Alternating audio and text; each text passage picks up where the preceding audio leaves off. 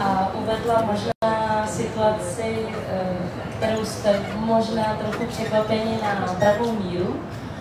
Dnešní debata se měla původně odehrát mezi zde přítomným Juanem Majorkou, ale spolu se švýcarským dramatikem Lukasem Barfusem, který ale, jak vidíte, nakonec do Prahy nedorazil a tak pro vás svět knihy připravil jakousi náhradu, ale zcela adekvátní a příjemně nečekanou náhradu, pozvání do debaty, aby zůstala debatou, přijala až na poslední chvíli a za to jí moc děkuji spisovatelka Dora Kaprálová.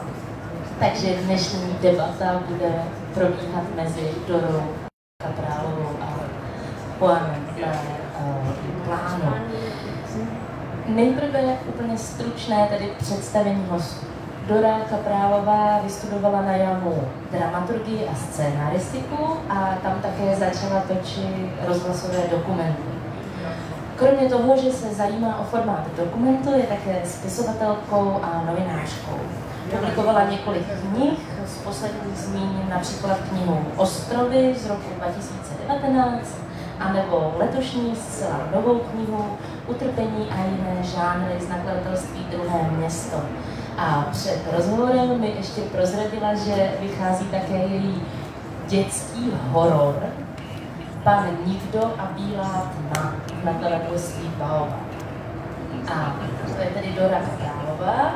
A na takzvané druhé straně vítám Juana Majorku. Většina z vás možná ho zná dokonce ještě lépe než já. Juan Majorka je jedním z nejčtenějších současných španělských dramatiků. Vystudoval filozofii a matematiku, je profesorem dramaturgie a filozofie na Královské vysoké škole dramatických umění v Madridu. Založil například soubor La Loca de la Casa, byl zakládajícím členem Španělské akademie muzických umění.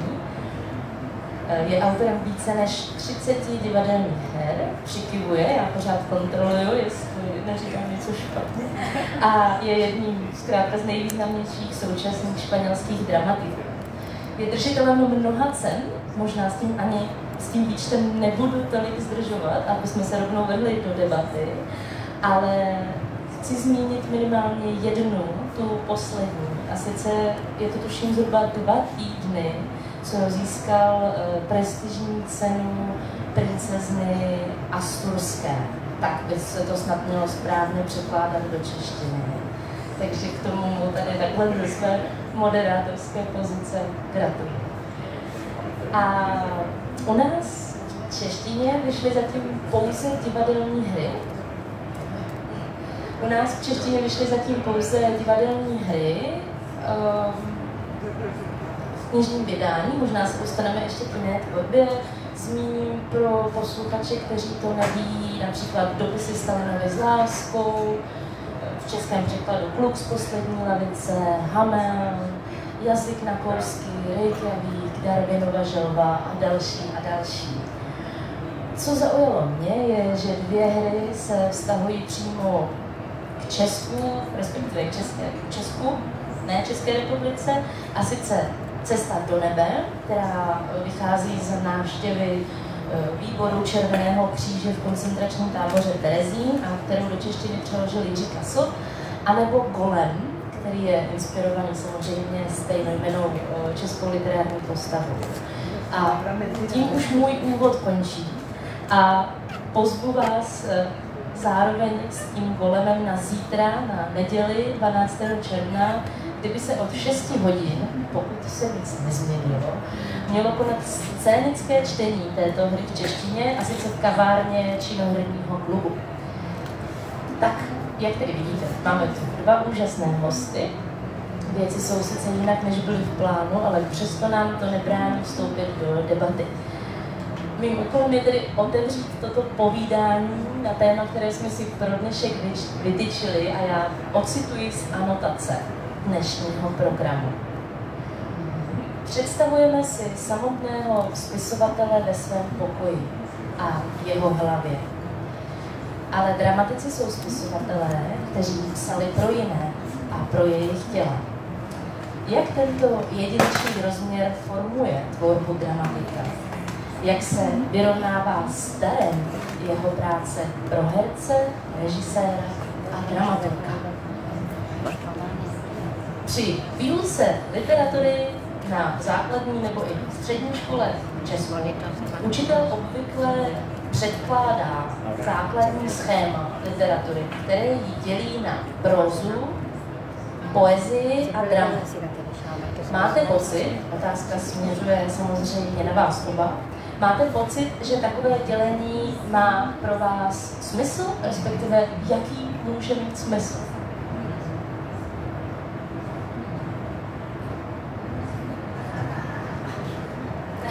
Otázka žánrové čistoty a nečistoty je pro mě velmi záludná, protože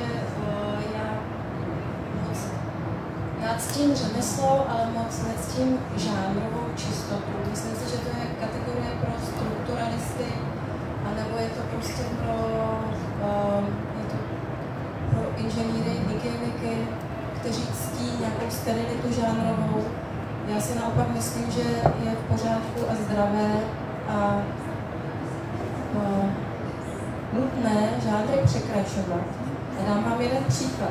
Já nejsem žádná dramatička, já jsem napsala jedinou divadelní hru a tu jsem napsala omylem, protože jsem ji napsala ještě na vysoké škole, kde zadáním bylo napsat rozhlasovou hru a mě to tak říkajíc ujalo. A do dneška mi to ujíždí, takže vlastně si připadám ve spoustě žánrů jako takzvaná podvodnice a zároveň se cítím svobodně. To je, co si myslím o žánru. Hola, ¿se me escucha bien? Sí. ¿Puedo quitarme el casco? Sí. Primero, muchas gracias a todas y a todos por acompañarnos. ¿Me escuchas? Muchas gracias Ana y Dora por vuestra presencia aquí. Muchas gracias Dora por haber aceptado acompañarme de repente, ¿no? Y desde luego muchas gracias a quienes han creado la ocasión de esta reunión, a la Embajada Española y al Instituto Cervantes en Praga, en particular a Luisa y a Jesús y a todo el personal. Para mí es emocionante volver a Praga, donde estuve por última vez en mi último viaje de Interrail con la que hoy es mi mujer hace 32 años. Ella piensa que han sido 42 años, el hecho largo. Quiero decir que, entre otras cosas emocionantes, en este viaje me ha ocurrido encontrarme con mi amigo Giri Castle, mi traductor, fiel compañero, pero a quien no conocía personalmente y del que tengo la impresión de que mejora mis obras. Tengo la impresión de que mis obras son mejores en checo que en español. Es cierto que sin buscarlo he construido dos obras que están vinculadas a esta zona de Centro Europa y a este país. Una es Himmelbeck, cuyo Himmelbeck, muchos sabéis alemán, ese es el título que doy a Camino del Cielo, a esa obra que se me ocurrió cuando escuché que un delegado de la Cruz Roja había visitado la ciudad gueto de Terezin o Theresienstadt y después de ella había emitido un informe en el que decía: he visto una ciudad normal, y de algún modo se había convertido en cómplice de los verdugos. Y yo me pregunté, ¿se parece ese hombre en algo a mí? ¿También yo veo como normal algo que debería provocarme escándalo? Él había asistido realmente a una mascarada, ¿no? Pero había sido engañado o se había dejado engañar. Y el Golem es una obra que ciertamente tiene algo que ver con ese mito que nace en esta ciudad Y quizá la frase más importante de esa obra es la que emite un personaje, que es una traductora, que en un momento dado dice: somos cuerpos ocupados por palabras. Yo no siempre estoy de acuerdo con lo que dicen mis personajes, pero creo que esa persona tiene razón, que somos cuerpos ocupados por palabras. Y ese es el tema de la obra, de algún modo, y me resulta emocionante repetir esa frase en esta fiesta de los libros, que es esta feria, ¿no? Yo no puedo leer casi ninguno de los libros que se exhiben en esta feria, y sin embargo siento emoción cada vez que veo a una persona abriendo un libro, y creo que es maravilloso que eso está ocurriendo hoy aquí, ¿no?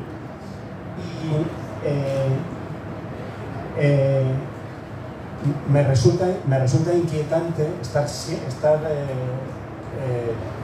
recibiendo ahora mismo una traducción simultánea, y porque una de mis últimas obras se llama La intérprete, y el protagonista de esa obra es una traductora simultánea.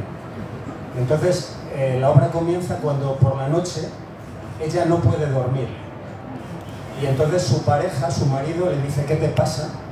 Y dice: es que esta mañana he estado traduciendo una obra, he estado traduciendo una conferencia y no se me va de la cabeza. Y su marido le dice: ¿pero de qué ha hablado eso? ¿De qué ha hablado él, ¿no? El conferenciante. Y ella dice: no te lo quiero decir, no te lo quiero decir, pero no se me van las palabras de la cabeza. Y son palabras terribles. Y entonces el marido le dice algo que no sé si, que es bastante español. Le dice: bueno, duérmete y mañana se te habrá pasado, ¿no? Pero el caso es que él se duerme y ella sale a la calle. Y ella sale a la calle y empieza a buscar una solución a su problema, porque tiene unas palabras que no se van de su cabeza, ¿no? Y perdonad el largo rodeo. Creo que ha dicho Dora algo muy importante a lo que me adhiero y que comparto. Creo que en estos tiempos de mestizajes resulta ingenuo distinguir los textos por géneros, como solía hacerse. Para mí lo característico del texto teatral es que creo que el texto teatral ha de despertar el deseo de teatro. El texto teatral es el que despierta el deseo de teatro. Y deseo de teatro es deseo de reunión, ¿no? O sea, un texto teatral ha de despertar el deseo de unos actores de reunirse en torno a él. Y luego de abrir su reunión a la ciudad, de abrir su reunión a la gente. Y por eso creo que Dora escribió un texto teatral, ¿no? Lo importante no es su intención, lo importante es que ese texto provocó el deseo de reunión, el deseo de ser compartido en una reunión. De forma que creo que un texto teatral no es aquel en el que a la izquierda están los nombres de los personajes y a la derecha lo que los personajes dicen y hay acotaciones. Hay textos que tienen esa forma y carecen de teatralidad, y por el contrario hay poemas y hay novelas y hay cartas que tienen una entidad teatral inmediata, porque despiertan el deseo de cuerpo en el espacio, y tal cosa es el teatro.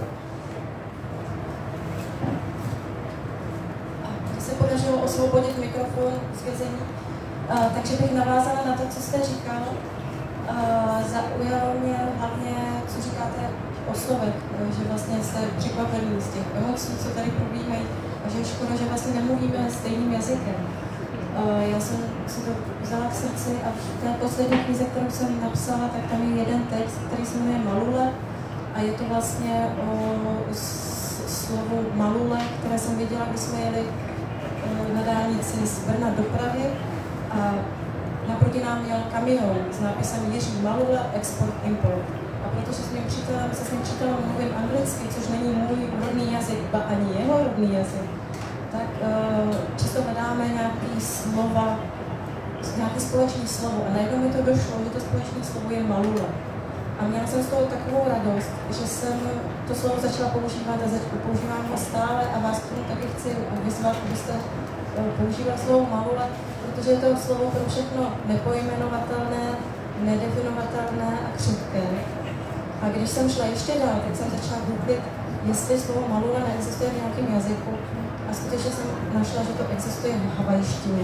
A znamená to všechno, co je měkké, tajemné.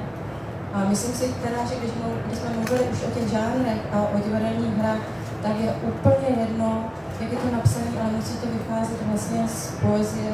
A jediný žánr, který je žánrem hodným literatury, je poezie. To jsem si pateticky španělsky rozvykládala.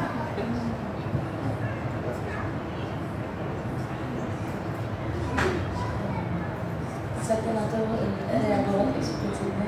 Možná ne.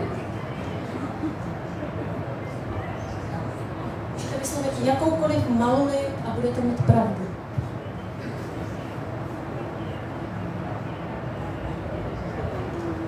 Claro, sí. Claro. Sí, creo que es muy interesante comenzar una construcción poética a partir del hallazgo inesperado, el encuentro inesperado con una palabra que es enigmática, que encierra un secreto y que por eso mismo es interesante y peligrosa. Malule puede ser una palabra que denote felicidad o que denote desdicha, ¿no? Creo que tuviste mucha suerte encontrando esa misteriosa palabra. En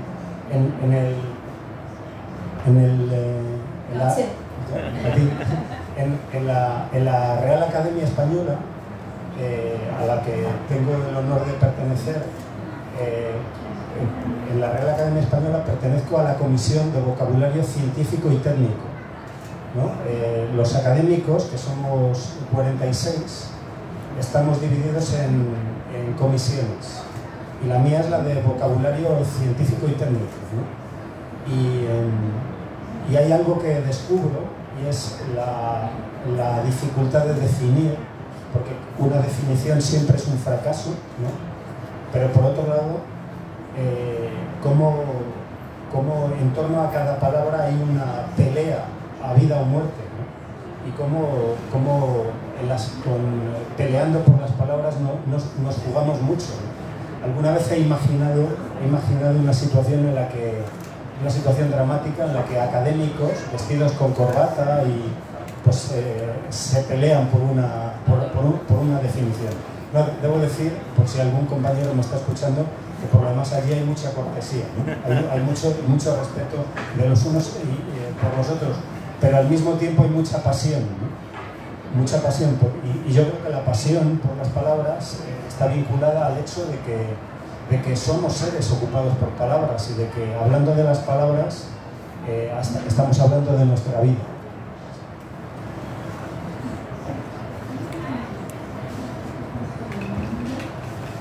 Miluji to drobné charakteřinové zpoždění, které máme. Když jsme u té vášně a u té nekonečnosti významu, řekněme, tuším, že to byl Maurice Blanchot, ale vlastně na tom nesejde, kdo to byl, který říkal, že spisovatel musí umět přestat psát, že to patří k tomu povolání stejně jako začít psát a pokračovat v tom. Tedy spiklenecká otázka, jak poznáte, čím poznáte, že je drama nebo ostatní proza poezie, cokoliv dalšího hotové. Že se to samo v sobě uzavře.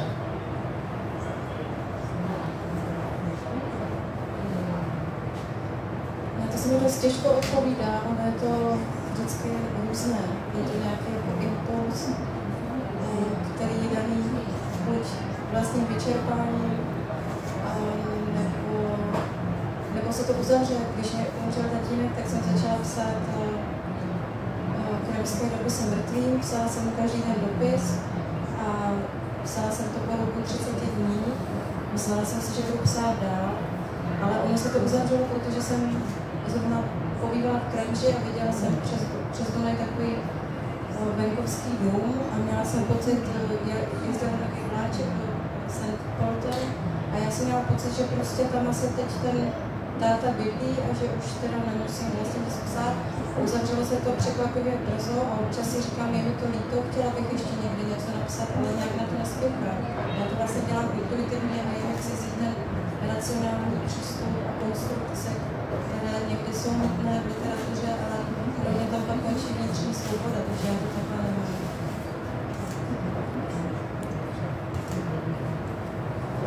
Sí, es muy emocionante y hermoso lo que has dicho sobre esas cartas a tu padre, Dora. En lo que a mí se refiere, nunca acabo un texto, lo cual, por cierto, me ha causado algunos problemas con traductores menos generosos que Gili, ¿no?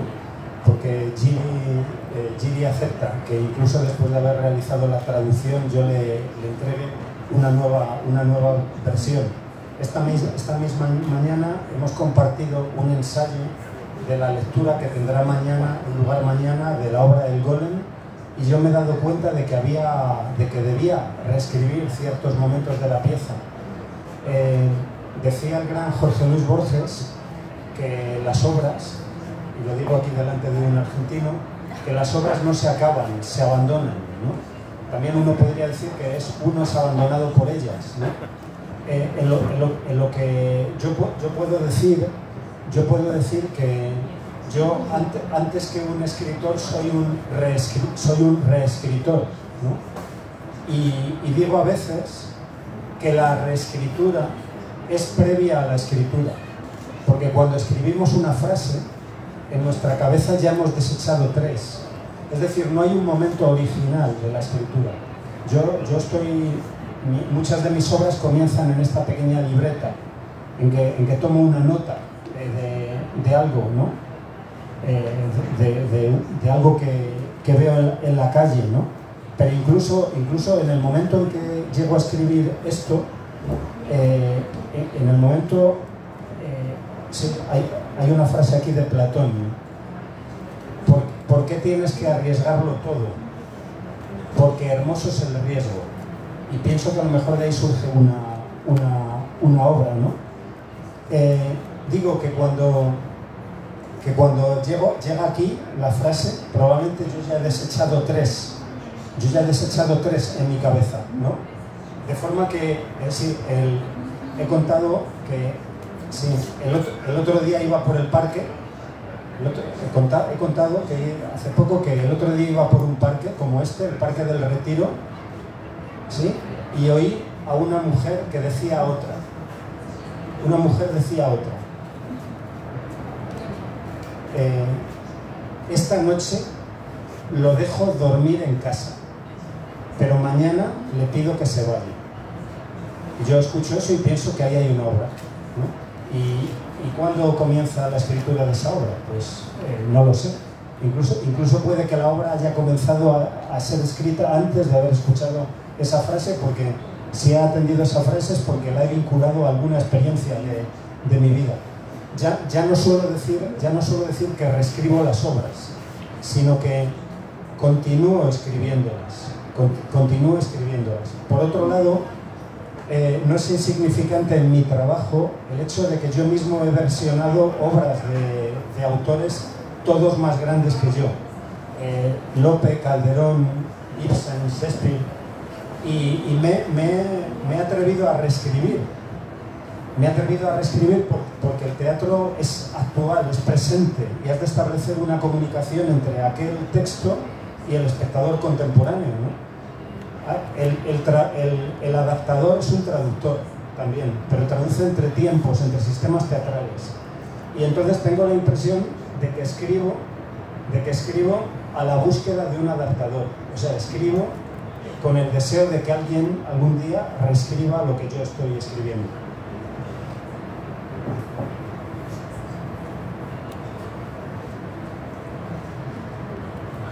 V jednom rozhovoru s vámi jsem se dočetla, že se vám na divadle líbí to, že na divadle sice můžete mít třeba 2 postavy, které spolu mluví, ale doopravdy důležité je také to, co si z dialogu odnese divák, který je poslouchá. Situace, kterou jste popisoval, mi připomněla tuhle situaci diváka. A říkal jste také, že z konfliktu 2 hlasů potom vzniká hlas třetí, který si divák, posluchač, vytváří na základě kontextu, na základě vlastní zkušenosti. Tedy zase otevřená velká otázka, kdo je pro vás divák a jestli berete ohled i na jeho tělo při psaní a inscenování, kterého se vlastně neřízne. Ostatně pro koho jsou psány dramata nebo rozhlasové hry, jak se vztahovat k tomu virtuálnímu uchu, které tam kdysi číhá. Takhle by se to dalo taky formulovat. Já to všechno vlastně vnímám jako nějaký milostný dopis ze zoufalství, jakoukoliv komunikaci zvlášť v divadle, které bývá už z principu expresivní. To není nic než volání zoufalců po komunikaci a po nápravě světa, která je samozřejmě iluzorní. A taky se to musí dělat s humorem, protože když tam není humor, tak tam není ani ta tragika. A tělo. Uši.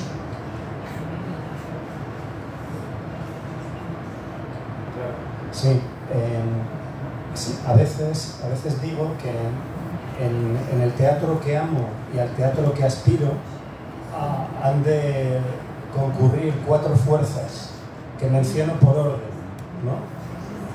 Digo, el teatro al que aspiro y el teatro al que amo ha de tener acción, emoción, poesía y pensamiento. Y hay quien me pregunta, ¿y humor? Y yo digo, pero es que el humor es una forma de pensamiento, ¿no? El humor es una forma de resistencia y de pensamiento. ¿Para quién escribo? Cuando yo pienso que cuando un autor de teatro, cuando un escritor decide comprometerse con esa textualidad límite que es la teatral, y digo que es una textualidad límite porque es literatura, pero al mismo tiempo tiene vocación de, como decía Lorca, poner la poesía en pie, ¿no? Decía Lorca que el teatro es la poesía puesta en pie, ¿no? Bueno, cuando uno escribe con esa vocación, el espectador es de algún modo un fantasma, que ya está ahí entre líneas. Es decir, cuando estoy escribiendo teatro, ya de algún modo estoy pensando en el espectador. ¿En qué espectador estoy pensando? No estoy seguro, porque he tenido la suerte, sobre todo gracias a mis traductores, que han mejorado mis obras. He tenido la suerte de que mis obras hayan llegado a lugares imprevistos por mí. Por ejemplo, a Corea del Sur. Nunca escribí pensando en los espectadores coreanos y se produjo el milagro. Pero en realidad yo no estoy escribiendo para los espectadores de Corea del Sur, ni tampoco para un espectador universal. Tengo la impresión, pero no estoy seguro, de que escribo para el muchacho que fui yo a los 16 años. Tengo la impresión de que si escribo para alguien, escribo para él. Y voy a intentar explicarme. Cuando yo tenía 16 años, 15 o 16 años, yo nunca había ido al teatro. Y en el instituto nos dijeron que fuésemos a ver Doña Rosita la soltera de Federico García Lorca. Por cierto, esta mañana he sabido que J.B. Kissel vio ese mismo montaje en el año 80-81 en Madrid. Con lo cual, ¿y tú también? Con Nuria Espert. Fíjate, pues cosa impresionante. O sea, se estaba produciendo en ese momento, sin saberlo, una cita entre nosotros tres para 40 años después. Claro, yo no conocía el teatro, yo no había visto el teatro, mis padres no me habían llevado al teatro. Y lo que vi, lo que descubrí es el teatro como arte de la reunión y de la imaginación. Una actriz, la maravillosa Núria Espert, con la elocuencia de su palabra y de su cuerpo, era capaz de presentar ante mí, ante un muchacho, el misterio mismo de la vida humana, que es el misterio del tiempo. Ella era capaz de presentar las edades de una mujer. Y eso, yo no me daba cuenta de eso, pero eso era milagroso, ¿no? Y después de ver aquello, me convertí en un aficionado al teatro y fui a ver, por ejemplo, La vida sueño, de Calderón de la Barca, en que Segismundo decía a los espectadores, y me lo decía a mí también, adolescente, me decía: el delito mayor del hombre es haber nacido, ¿no? Decía esto. O, por ejemplo, fui a ver 6 personajes en busca de autor, de Pirandello, y vi también La yerma, de García Lorca. ¿Y qué encontré en el teatro? ¿Qué encontré en el teatro? Me doy cuenta ahora. Encontré un lugar donde me respetaban. Y la forma más alta de respeto es esperar algo del otro. Sí. Me dicen que nos quedan 10 minutos y solo acabaré para decir digo que la forma más alta de respeto es esperar algo del otro.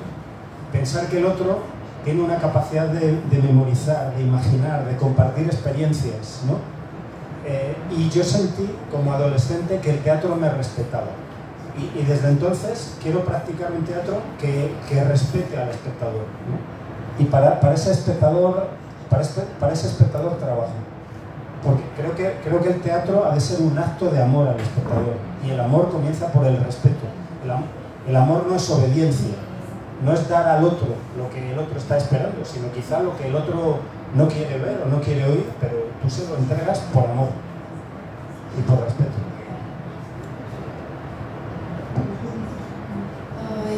Já s vámi souhlasím skoro ve všem. Děkuji moc za takové vyznání lásky k divadlu. Mám to trošku jinak, protože si myslím, že ta láska by měla být právě mimo to divadlo. Že když člověk, jako například nějaký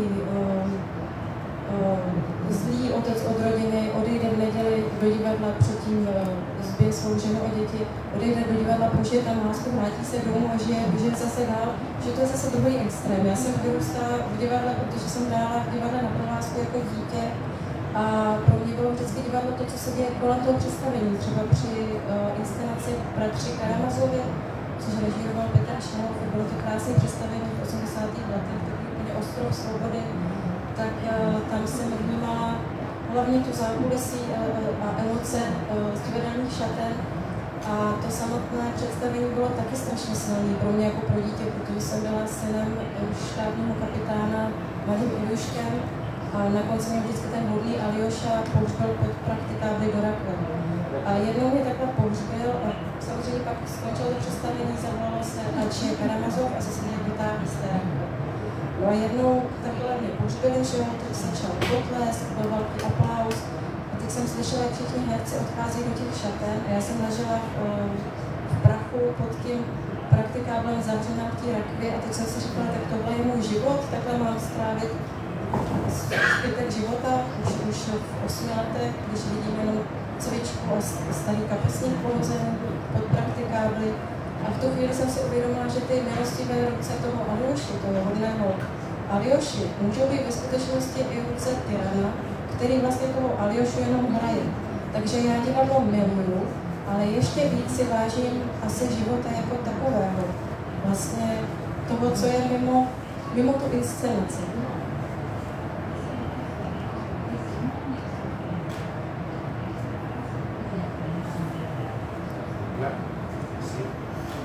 Por supuesto me interesa esa posición.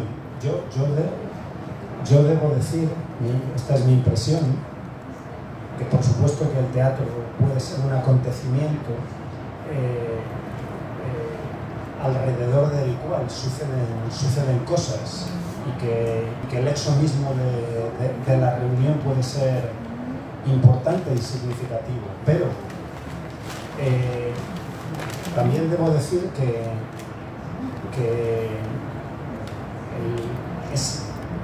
ese programa extraordinario que lanzaron los griegos, conforme al cual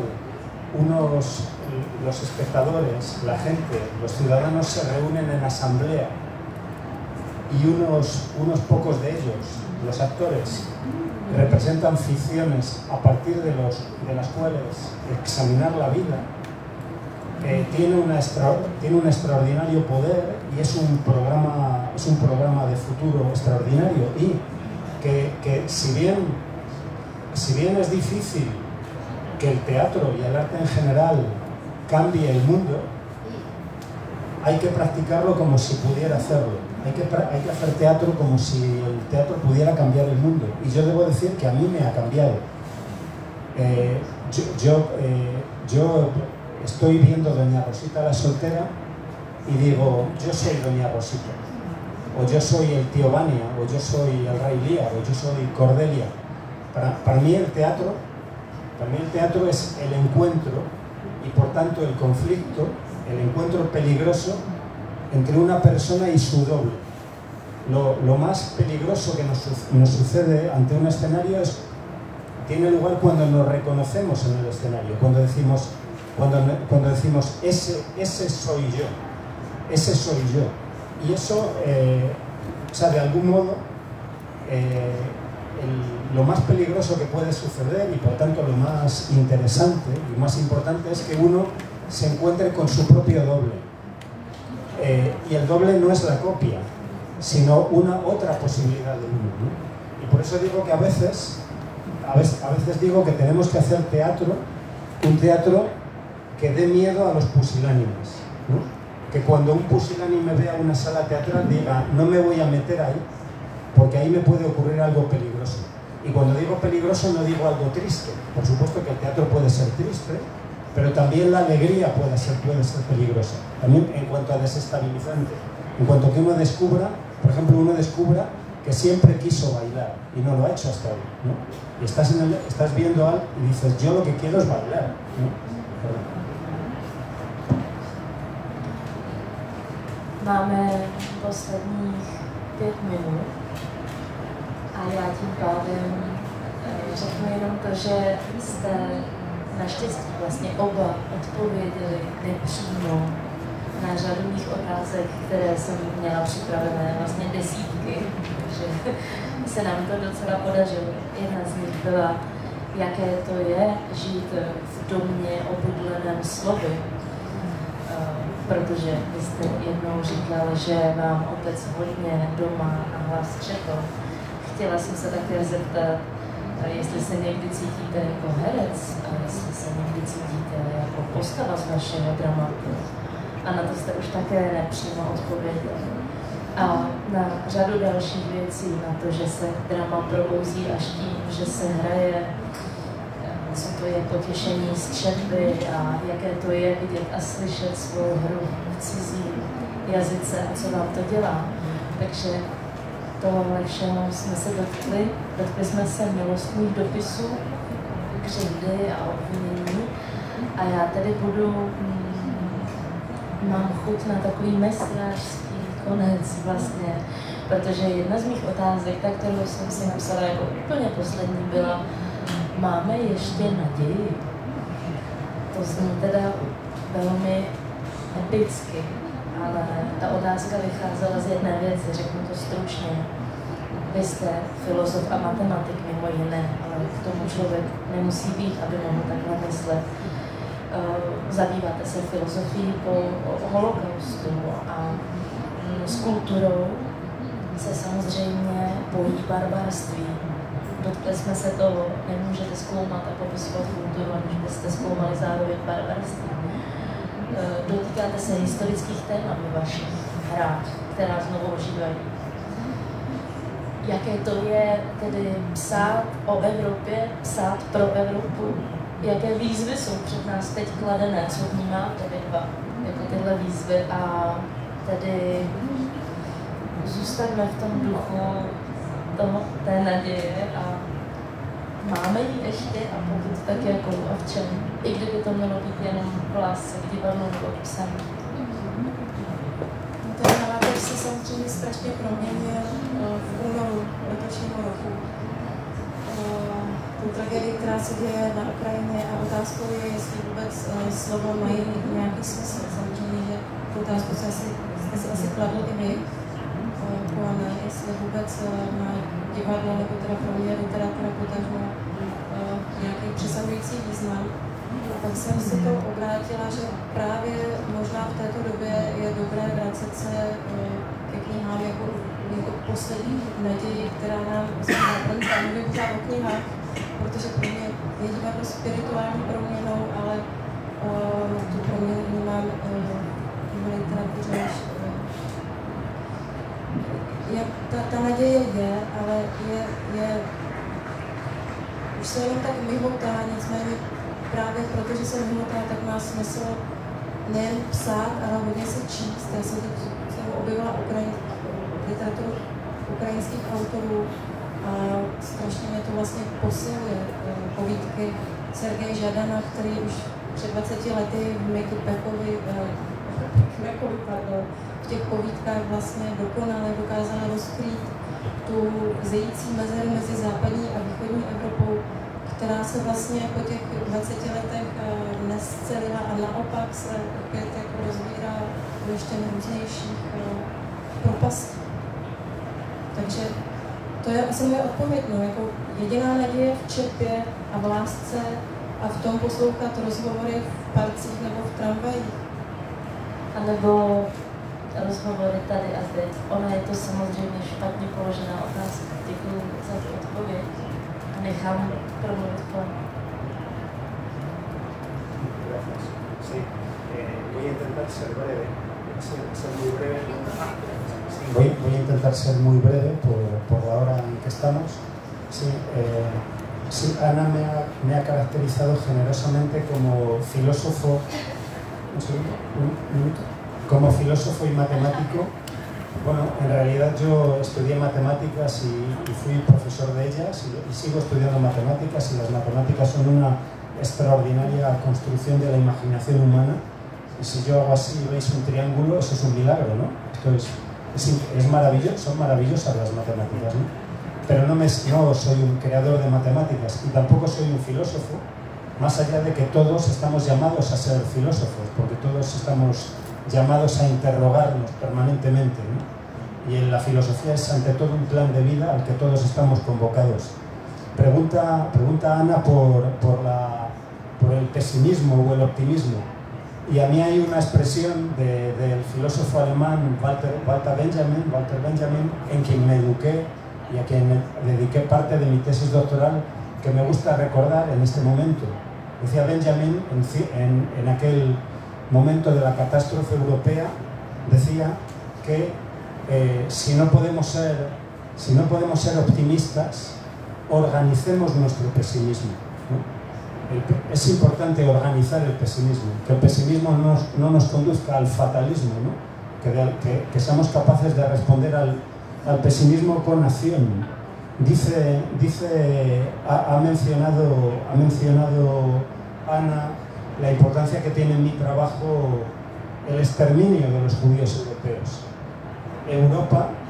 Europa es Atenas, pero también es Auschwitz.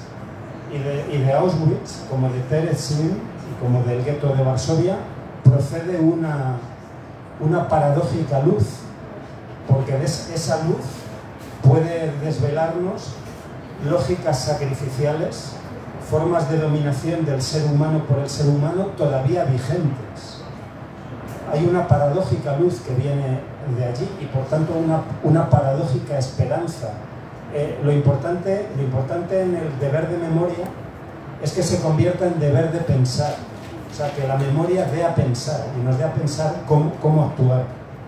Ahora mismo la guerra de Ucrania es también una guerra por las palabras, es una guerra por las palabras y son muy importantes las palabras, y cada vez que una persona se encuentra con un libro y se relaciona sinceramente con ese libro, está haciendo un ejercicio de resistencia y de humanismo y de belleza. Y lo que dices es muy importante.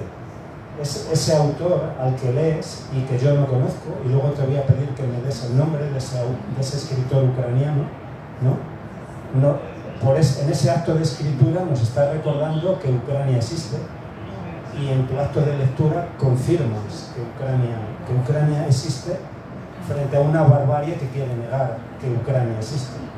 De forma que te agradezco mucho que hayas mencionado a un autor ucraniano esta tarde, en esta conversación que hemos tenido. Y como decía Ana, yo siempre pienso en aquello de que decía el viejo Heráclito, me interesa que los griegos llamaban logos al lenguaje, a la razón y aquello que nos comunica, que nos vincula como seres humanos. Todo eso es el logos. Y dice Heráclito, aunque cada uno puede tener la ilusión de poseer la razón solo se tiene entre todos, ¿no? Y por eso, más allá de lo que hayamos podido decir nosotros tres torpemente, lo importante es la palabra que haya aparecido en vuestras cabezas, entre líneas, entre nuestras palabras. Gracias.